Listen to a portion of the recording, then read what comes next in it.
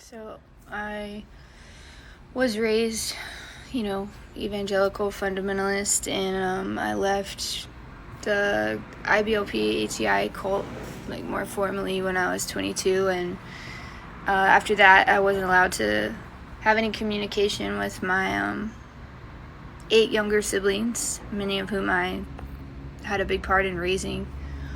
And I've felt a lot of guilt the last few years about leaving them in that situation. And it was really a situation where I had to get out for my own self. Like, I just was dying in there, and I had no agency, I had no autonomy, and I was I hung on as long as I could because I wanted to be in their lives. And then there was a situation that came up where I knew I had to go.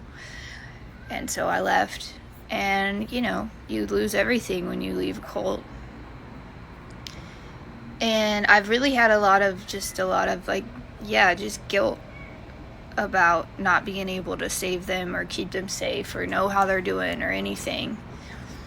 And one day, I don't remember if I was in therapy or if I just talked about it later in therapy, but I had this image kind of come to mind, and I could see this warrior woman, just very badass person, walking through a fire, up over the crest of a hill.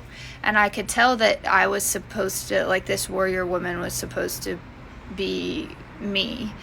And she's holding this body and walking out of the flames. So she's holding this person in her arms. And I'm really hopeful, as I'm seeing this in my mind, I'm like, oh man, maybe that's one of my siblings.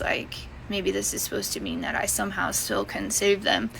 And as she gets closer, this image, I realize, no, she's carrying my younger self and saving me.